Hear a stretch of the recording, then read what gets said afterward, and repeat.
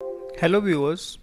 आज इस वीडियो में जिस टॉपिक को हम ले रहे हैं वो है बायो फर्टिलाइज़र। तो देख लेते हैं बायो फर्टिलाइज़र्स होते क्या हैं। वाइट बायो फर्टिलाइज़र्स क्या हैं? बायोलॉजिकल फर्टिलाइज़र्स हैं। मतलब कि आप नॉर्मली फर्टिलाइज़र्स जैसे यूरिया है, डीएपी वगैरह, इनको आप फर्टिलाइज़र्स में काउंट करते हैं। तो जो बायोलॉजिकल मैटर जो हम फर्टिलाइज़र के फॉर्म में यूज़ करते हैं तो उसको हम बायोलॉजिकल बायो फर्टिलाइज़र कहते हैं। इसमें लिविंग माइक्रोब्स आते हैं जो कि एनहांस करते हैं प्लांट के न्यूट्रिशन को बाय देयर मोबिलाइजिंग और increasing nutrient availability in soil. ठीक है, तो जो सॉइल में न्यूट्रिएंट्स की अवेलेबिलिटी है उसको इंक्रीज करते हैं, उसको मोबिलाइज करते हैं, यानी कि ज़्यादा से ज़्यादा न्यूट्रिएंट्स प्लांट्स को पहुंच सके। तो दूसरी इसकी डेफिनेशन है, bio fertilizers are defined as the preparation containing living cells or latent cell of the efficient strain of microorganisms that help crop plants uptake of nutrients by their interaction in rhizosphere when applied through soil or seed। ठीक है, तो यानी कि living organism है, micro organism. ठीक है, जब उनको हम अप्लाइड करते हैं सीड के साथ में या फिर सॉइल में डायरेक्टली उनको अप्लाई करेंगे तो जो रूट के साथ में, जो रूट के आसपास का एनवायरनमेंट है उसको हम कहेंगे राइजोस्फीयर। और उसके साथ में जो इंटरेक्शन होगा, उस इंटरेक्शन की वजह से जो न्यूट्रिएंट्स हैं वो प्लांट्स अच्छे से उन न्यूट्रिएंट्स को अपटेक कर पाएगा, यानी ले पाएगा। तो माइक्रो ऑर्गेनिज्म है, वो न्यूट्रिएंट्स, यहाँ कुछ मान लीजिए ये न्यूट्रिएंट्स हैं, ये माइक्रो ऑर्गेनिज्म है और ये प्लांट है। ठीक है, तो इसकी हेल्प से ये न्यूट्रिएंट्स प्लांट आसानी से अगर उसको ले सकता है तो ऐसे फर्टिलाइजर्स को हम क्या कहेंगे? बायो फर्टिलाइजर्स कहेंगे। तो इसमें हम माइक्रो ऑर्गेनिज्म को काउंट करते हैं। तो various microbial taxa including the beneficial bacteria, fungi currently use as the bio fertilisers.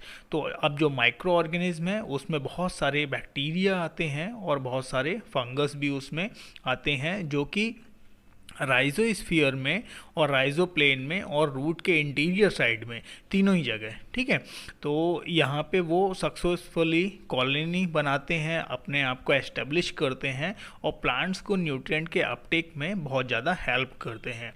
ठीक है, तो use of bio fertilizer is one of the important component of integrated nutrient management. ठीक है, तो आपने INM का नाम सुना होगा, इंटीग्रेटेड न्यूट्रिएंट मैनेजमेंट। सॉइल, आप सॉइल साइंस में इसको पढ़ते हैं। ठीक है, they are the cost effective renewable source of plant nutrients to supplement of chemical fertilizer for sustainable agriculture। Sustainable agriculture में हम क्या करते हैं? सस्टेनेबली एग्रीकल्चर करते हैं। हम इस तरीके से एग्रीकल्चर को यूज़ करेंगे कि उससे कि एनवायरनमेंट को बहुत ज़्यादा नुकसान ना हो। तो उसमें हम क्या करेंगे? केमिकल फर्टिलाइजर्स को यूज़ नहीं करते हैं और उनके सप्लीमेंट के फॉर्म में, उनके सब्स्टिट्यूट के फॉर्म में हम क्या करते हैं? रिन्यूएबल सोर्स यूज़ करते हैं। रिन्यूएबल सोर्स कौन से हैं? यहाँ पर हमारे बायो फर्टिलाइजर्स हैं, यानी कि माइक्रो ऑर्गेनिज्म है। तो सेवरल माइक्रो ऑर्गेनिज्म और देयर उनके एसोसिएशन जो क्रॉप प्लांट्स के साथ में being exploited by the production of bio fertilizer. ठीक है, तो उनको हम बायो फर्टिलाइजर के फॉर्म में यूज़ करते हैं, बहुत सारे माइक्रो ऑर्गेनिज्म को, जब वो क्रॉप प्लांट के साथ में एसोसिएशन में रहते हैं। ऐसे माइक्रो ऑर्गेनिज्म को they can be grouped in different way based on the nature and function. तो उनको हम क्लासीफाई करेंगे उनके नेचर के फॉर्म में और उनके फंक्शंस के फॉर्म में, अलग अलग ग्रुप्स में। अब हम देख लेते हैं कि बायो फर्टिलाइजर्स, ठीक है, होते कितने टाइप के हैं। तो बायो फर्टिलाइजर्स 3 टाइप के हैं यहाँ पर: ऑर्गेनिक फर्टिलाइजर्स, इनऑर्गेनिक फर्टिलाइजर्स और माइक्रोबियल फर्टिलाइजर्स। ठीक है, तो पहले वाले जो ऑर्गेनिक हैं उसमें आ रहा है कौन कौन से? जो कि नेचुरली बन रहे हैं। ठीक है, made of natural organic matter. ठीक है, जैसे कि एनिमल मैन्योर, ठीक है, प्लांट के बचे हुए पार्ट्स और कंपोस्ट। ठीक, ये इसमें आते हैं। दूसरा है इनऑर्गेनिक, तो नाम से ही पता चल रहा है कि ये कैसे हैं, इनऑर्गेनिक टाइप के हैं। तो इस टाइप के बायो फर्टिलाइजर सिंथेटिक मटेरियल से और इनऑर्गेनिक मटेरियल से, जैसे कि अमोनियम सल्फेट, यूरिया वगैरह, इन सब से बनते हैं। और फिर आते हैं माइक्रोबियल। माइक्रोबियल में आएंगे हमारे बैक्टीरिया और फंजाई वाले ऑर्गेनिज्म, जो उनको हम यूज़ कर रहे हैं, जिनकी हेल्प से प्लांट न्यूट्रिएंट्स को लेता है। ठीक, तो इसमें हमारे आ रहे हैं नाइट्रोजन फिक्सर्स, ठीक है, जो कि नाइट्रोजन फिक्सेशन करेंगे, फॉस्फोरस सॉल्युलाइजर्स, ठीक है। तो नाइट्रोजन फिक्सेशन के लिए जो नाइट्रोजन के स्पेशली यहाँ पे हम किसको ले रहे हैं, नाइट्रोजन को, यहाँ पे हम बात कर रहे हैं किसकी, फॉस्फोरस की। तो नाइट्रोजन के लिए हमारे कुछ फ्री लिविंग्स ऑर्गेनिज्म भी हैं जिसमें कि बैक्टीरियाज हैं, तो उसमें एरोबिक है, एनारोबिक और फैकल्टेटिव एनारोबिक, ठीक है। तो एरोबिक मतलब ये इसको ऑक्सीजन चाहिए होती है, ऑक्सीजन की प्रेजेंस में ये काम करता है। एनारोबिक इसको ऑक्सीजन नहीं चाहिए। और फैकल्टेटिव, ठीक है, ये ऑक्सीजन की प्रेजेंस में भी काम कर सकता है और एब्सेंस में भी काम कर सकता है, ठीक है। फिर आता है सिम्बायोटिक। सिम्बायोटिक में ये प्लांट्स की रूट के साथ में ये एसोसिएशन बनाते हैं, या प्लांट के किसी और पार्ट के साथ में, किसी दो के साथ में ये सिम्बायोटिक रिलेशनशिप में रहते हैं, ठीक है। फिर एसोसिएटिव सिम्बायोटिक, ठीक है, तो जैसे एजोस्पाइरलम, ठीक है, ये एसोसिएशन में रहेगा, सिम्बायोटिक है, ठीक। एंडोफिटिक, ये अंदर रहेगा प्लांट के, ठीक है। तो ये सभी नाइट्रोजन्स को लेते हैं एटमॉस्फेयर से और प्लांट को नाइट्रोजन प्रोवाइड कराते हैं। एंडोफिटिक मतलब प्लांट्स के अंदर, एंडो मतलब इनसाइड, फिटिक मीन्स प्लांट, ठीक। अब आते हैं फॉस्फोरस सॉल्युबलाइजर। ये क्या करेंगे, ये बैक्टीरिया फॉस्फोरस जो होंगे उसको सॉल्युबलाइज फॉर्म में कन्वर्ट कर देंगे, ठीक है। तो इसमें बहुत सारे बैक्टीरिया आते हैं, जैसे बैसिलस की स्पीसीज़ हैं, तो यहाँ पे बैसिलस की कई सारी स्पीसीज़ हैं, और स्यूडोमोनास की, ठीक है, स्ट्रिएटा, ठीक। और फंजाई बहुत सारे हैं, जैसे पेनिसिलियम है, एस्परजिलस है। तो इस टाइप के हमारे फंजाई और बैक्टीरिया जो फॉस्फोरस को सॉल्युबलाइज फॉर्म में ले आते हैं, यानी कि फॉस्फोरस को घुलनशील फॉर्म में ले आएंगे और प्लांट उसको आसानी से इनटेक कर लेगा, ठीक है। अब फिर आते हैं फॉस्फोरस मोबिलाइज़र, जो फॉस्फोरस के मोबिलिटी में, ठीक है, मूव कराने में, फॉस्फोरस को प्लांट को अवेलेबल कराने में बहुत ज़्यादा हेल्पफुल करते हैं, ठीक है। जैसे एम फंजाई, ठीक है, एक्टोमाइकोराइजल फंजाई, इसमें माइकोराइजा जाते हैं, एरोइड माइकोराइजा, ठीक है, ऑर्किड माइकोराइजा, ठीक है। तो इस टाइप के हमारे इसमें आते हैं, ये फंगस हैं, और ये सभी क्या करेंगे, प्लांट के साथ में माइकोराइजल रिलेशनशिप में रहेंगे और प्लांट्स को फॉस्फोरस का इनटेक आसानी से होगा, फॉस्फोरस इनको मोबिलाइज कराएंगे, फॉस्फोरस इनको अवेलेबल हो जाएगी, ठीक। फिर आते हैं सिलिकेट और जिंक के सॉल्युबलाइजर। तो इसमें बैसिलस की कुछ स्पीसीज आती हैं जो कि सिलिकेट, ठीक है, और जिंक, ठीक है, इनको ये माइक्रोन्यूट्रिएंट्स हैं, इनको प्रोवाइड कराते हैं, ठीक है। प्लांट ग्रोथ प्रमोटिंग राइजोबैक्टीरिया, ठीक है, ऐसे राइजोबैक्टीरिया जो प्लांट की ग्रोथ को प्रमोट करते हैं, तो उसमें आता है स्यूडोमोनास और बहुत सारे अलग अलग टाइप के हमारे बहुत सारे प्लांट ग्रोथ प्रमोटिंग राइजोबैक्टीरियाज हैं जो प्लांट की ग्रोथ में हेल्प करते हैं, ठीक। अब हम समझते हैं कि ये एसोसिएशन का यहाँ पे एक चार्ट है जो कि मैंने लिया है, तो मैंने उसका बुक का रेफरेंस भी डाया। बायो फर्टिलाइजर्स, यहाँ पे बैक्टीरिया हैं, फंजाई हैं, एल्गी है, और कुछ सिम्बायोटिक रिलेशनशिप में है, जैसे वेस्कुलर और वस्कुलर माइकोराइजा, ठीक है, राइजोबिया, पूरे जो हैं जो सिम्बायोटिक रिलेशनशिप में रहते हैं, ठीक है। ये प्लांट है, तो ये सारे बायो फर्टिलाइजर्स हैं, प्लांट के साथ में एसोसिएशन में हैं और इम्प्रूव सॉइल की हेल्थ को इम्प्रूव करेंगे, ठीक है।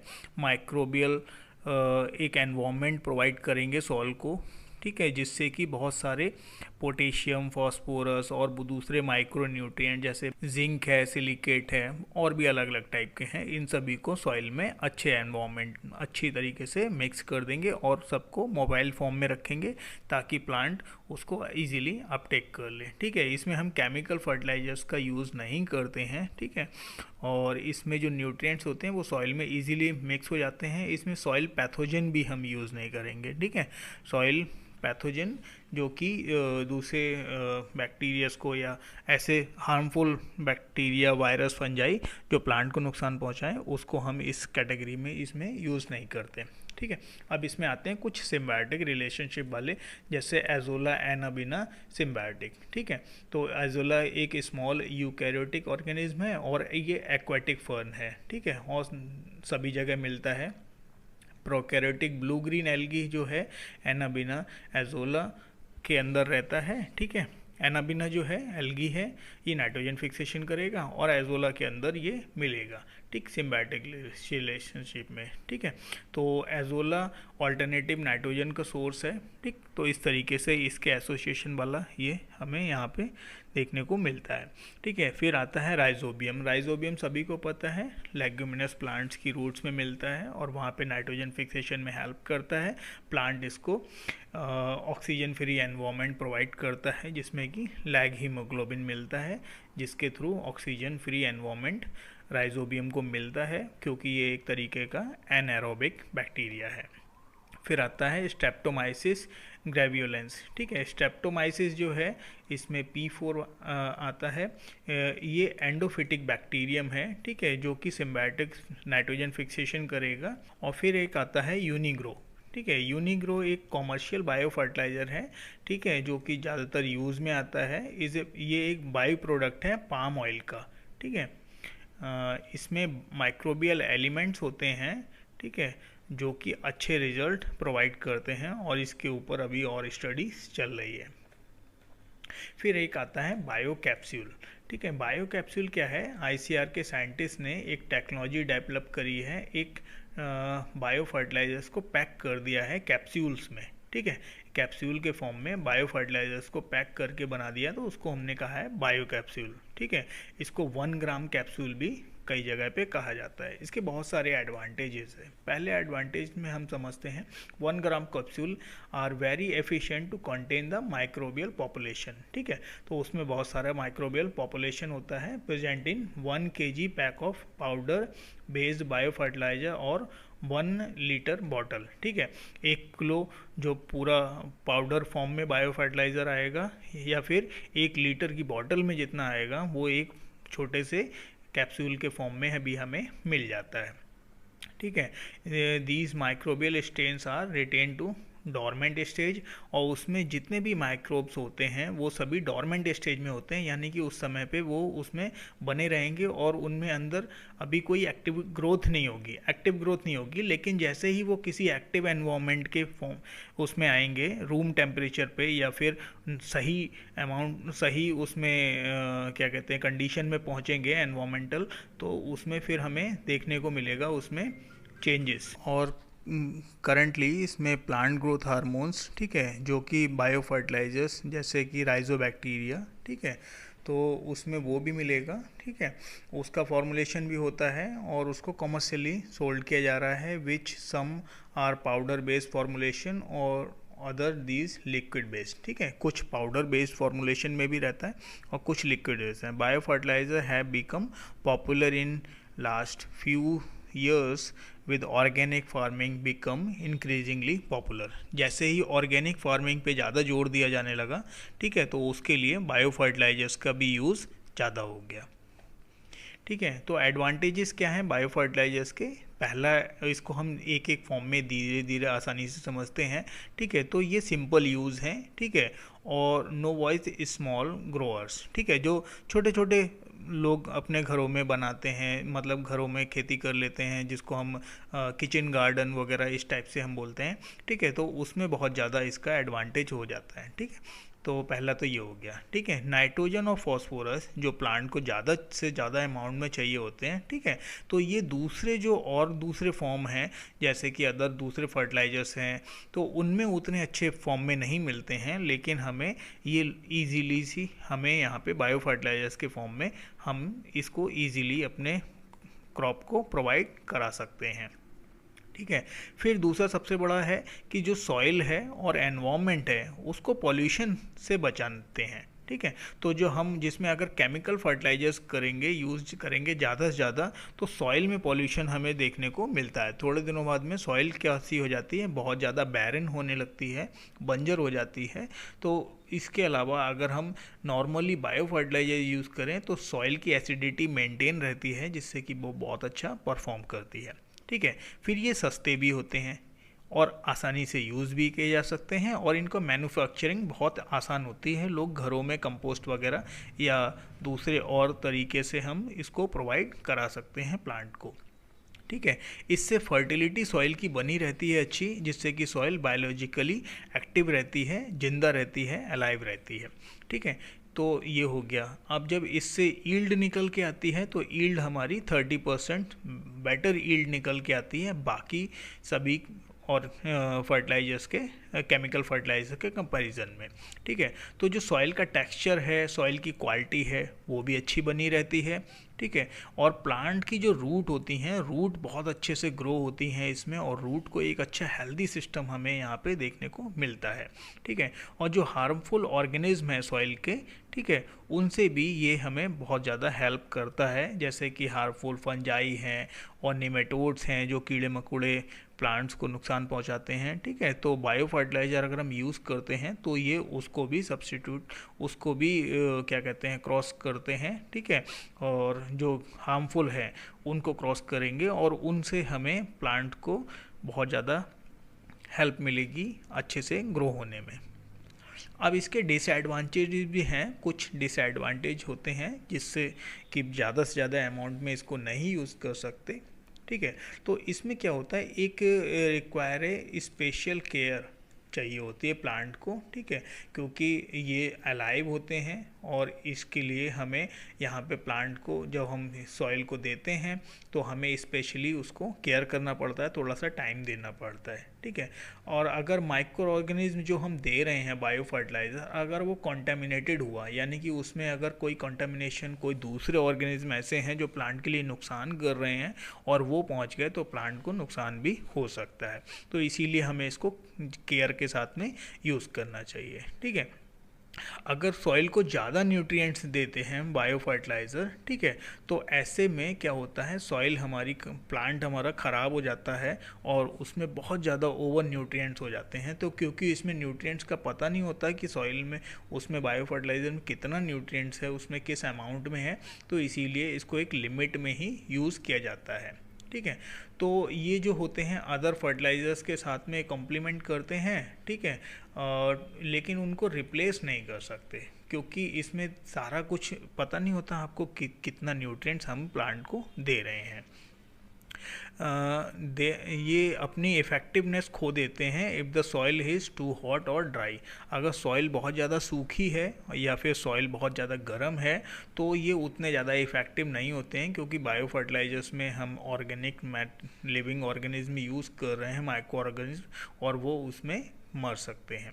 ठीक है, इफ़ेक्टिवली एसिडिक और एल्कलाइन सॉइल में hamper the successful growth of beneficial micro organism. ठीक है, लेस इफेक्टिव होगा अगर soil contain the excess of nutrient natural micro organism enemy. अगर उसमें कुछ एनिमीज़ मिल रहे हैं पहले से सॉइल में प्रेजेंट हैं, तो ऐसे और ऐसी सॉइल हमारे माइक्रो ऑर्गेनिज्म को नुकसान पहुंचा सकती है। तो ऐसे केस में हमें अच्छे रिजल्ट्स देखने को नहीं मिलते हैं।